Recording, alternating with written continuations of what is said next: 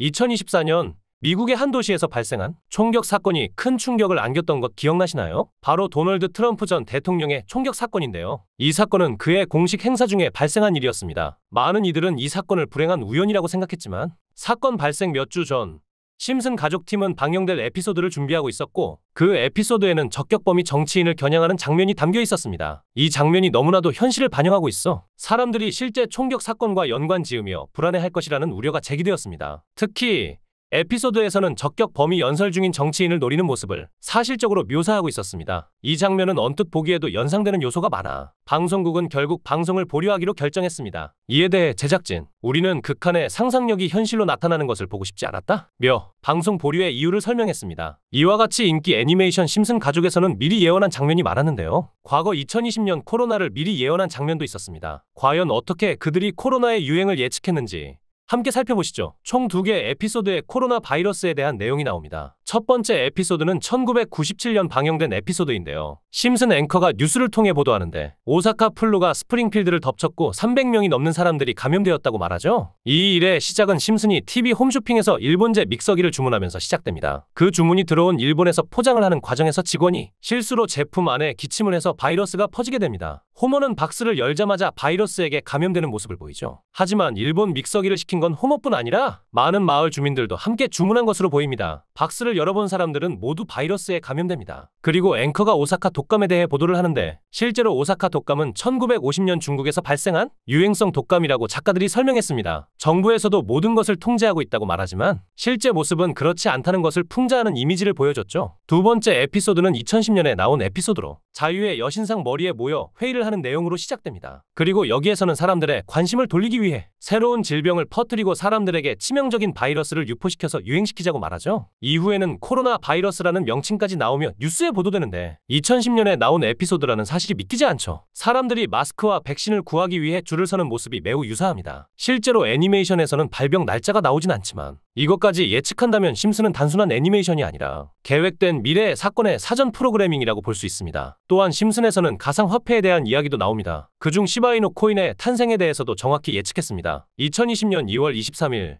심슨 시즌 31 에피소드 13화가 방영됩니다. 제목은 프링크 코인이며 여기서 프링크 교수는 자신을 부자로 만드는 가상화폐를 개발하는 내용입니다. 방영일은 2020년 2월 23일입니다. 시바이누의 암호화폐 탄생일은 2020년 8월 6일입니다. 프링크 교수는 유명해지고 싶어 하지만 천재들이 많은 세상에서 현실은 어렵다는 걸 깨닫고 자신만의 가상화폐를 개발하기로 결정하죠. 그 과정에서 언론에 보도되어 결국 프링크는 부자가 됩니다. 신마을에서 가장 부자였던 심슨 회사의 사장이 프링크 부자가 됐다는 걸 보고 가상화폐에 대해 관심을 갖게 됩니다. 하지만 사장은 가상화폐에 대해 전혀 몰랐고 과학자들을 불러 블록체인을 풀게 만듭니다. 결국 심히 몽유병으로 이 문제를 해결하고 가상화폐를 만들어 다시 마을의 제일 부자가 되는 내용입니다. 이 에피소드의 방영일은 2020년 2월 23일이며 시바이누의 탄생일은 2020년 8월 6일입니다. 6개월 전 심슨에서 시바이누 코인이 나올 것이라는 예언을 한 셈입니다. 많은 사람들은 이 시바이누 그림이 그려진 신문이 가짜로 만들어졌다고 합니다. 실제 방송 내용은 아기가 그려진 그림이 맞지만 내부 관계자가 밝힌 내용은 시바이누의 모습이 있었다는 거죠. 이 사진이 거짓이었다 하더라도 다음 내용을 보면 화이트보드에 비트코인,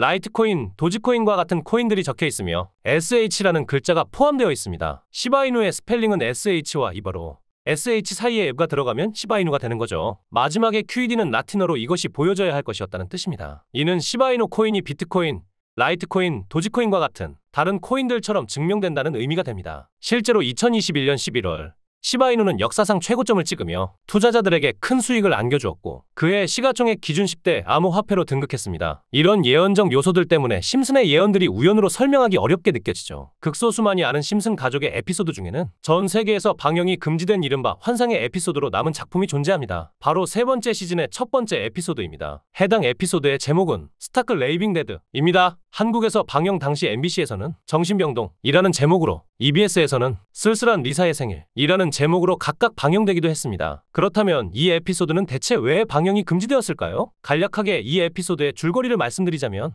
호머 심슨이 어느 날 정신병동에 입원하게 되고 그곳에서 자신을 가수라 착각하고 있는 환자인 레온 컴포스키와 만나게 됩니다. 그는 파이는 3.14가 아닌 3년 후에는 3141로 정의될 것이라고 수차례 반복하며 말하는 장면이 포함되어 있습니다. 이러한 말에 레온 컴포스는 세뇌되어 후에 호머를 자신의 집까지 데려오게 됩니다. 하지만 이 에피소드는 이유는 리온 컴포스키 때문이 아니라 그가 실제로 마이클 잭슨이라는 사실 때문에 방영이 금지되었습니다. 리온은 만화 속에 존재하는 가상의 인물이 아닌 실제로 세계적으로 대단히 유명한 실존 인물이었습니다. 마이클 잭슨은 에피소드에 등장하는 동안 실제로 그와 너무 똑같은 목소리를 냈습니다. 그의 대사를 들어보세요. We all get scared once in a while. Maybe I can help you.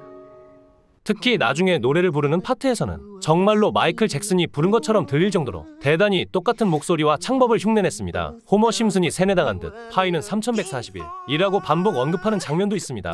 해당 회차가 방영된 이후 심슨 가족의 팬들뿐만 아니라 당시 세계적인 인기를 끌고 있던 마이클 잭슨의 팬들도 진짜 마이클 잭슨이 게스트로 참여한 것이 아니냐며 논란을 일으킬 정도였습니다. 하지만 그 누구도 당시 마이클 잭슨이라는 파급력에 묻혀 파이는 3141이라는 말에 집중하지 않았습니다. 항상 심슨의 예언은 방영 당시에는 전혀 눈치 못 채고 실현이 돼서야 재조명을 받는 것이 전형적인 심슨 예언의 특징 중 하나입니다. 몇 년 후 심슨의 총 제작을 맡고 있는 맥 그로닝마저도 리온 컴포스키가 사실 마이클 잭슨이라는 답변만 남기고 파이 3141에 대한 언급은 일절하지 않았습니다. 다시 논점을 바꿔 마이클 잭슨 본인은 이 사실을 숨기고 싶어 했고 심슨 가족의 제작진과 성우들만 알고 있었습니다. 그러나 이 사실이 밝혀지면서 양쪽 팬덤 모두에게 충격을 주었습니다. 마이클 잭슨이 사망한 후 그가 저지른 추악한 범죄에 대한 내용을 담은 다큐멘터리가 출시되었고 피해자들의 증언이 많이 모순되는 점 등으로 인해 많은 비판이 공존했습니다. 하지만 해당 다큐멘터리의 여파가 워낙 컸던 탓인지 심슨 가족의 제작진들과 판권을 구입한 디즈니 측에서는 OTT 서비스인 디즈니 플러스에서 방영 금지시키고 이후 발매되는 모든 DVD 등의 매체에서도 해당 에피소드를 배제하여 현재까지도 이 에피소드는 전 세계 디즈니 플러스에서 완전히 그 흔적을 찾아볼 수 없습니다. 여러분은 이 에피소드와 관련된 이야기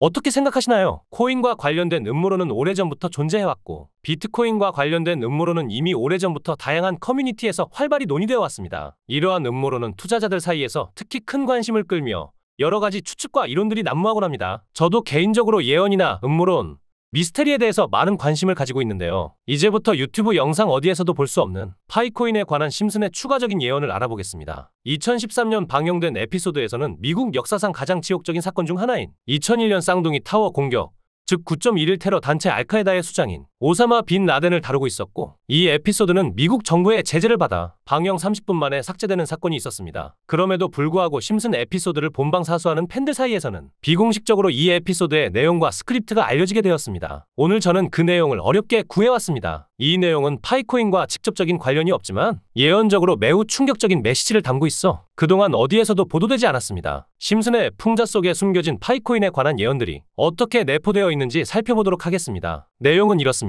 만약 당신이 3년 동안 기다린다면 1파이코인당 가격은 3,141달러가 될 것이다 라는 예언이 적혀 있었습니다. 또 다른 충격적인 예언은 2022년 HTX 거래소가 파이코인을 도둑 상장했다는 내용이며 이 상장은 가짜라고 명시되어 있습니다. 하지만 더욱 놀라운 내용이 있습니다. 2025년 월 1일 최초의 거래소 상장에 관한 예언이 있는데 이는 실제로 2025년 2월 20일 OKX 거래소에 파이코인이 최초로 상장된 사실과 소름 끼치게 일치합니다. 앞서 언급한 3년 동안 기다리면 이라는 부분은 OKX 거래소 상장 이후 3년을 암시하는 것으로 보이며 이는 2028년에 해당합니다. 예언에 따르면 최종적으로 2025년 상장 이후 2028년에 들어서 3,141달러, 즉 하나로 약 450만 원에 도달할 것이라고 합니다. 이 외에도 파이코인 상장에 관한 정확한 날짜와 매년의 최고점, 하락 시점 등 매우 디테일한 내용들이 포함되어 있었습니다. 이러한 예언들은 파이코인의 미래에 대한 기대감을 더욱 증폭시키고 있습니다. 심슨의 내용을 더 이상 예언이라고 부르지 않기로 했습니다. 이는 단순한 예언이 아니라 우리가 그들의 계획에 몰래 편승하여 막대한 부를 쌓아가야 할 기회입니다. 제가 과거의 예언이라 부르던 파이코인의 가격과 그들이 계획하는 부의 대변에 대한 구체적인 목표와 계획은 공유하지 않겠습니다. 그 대신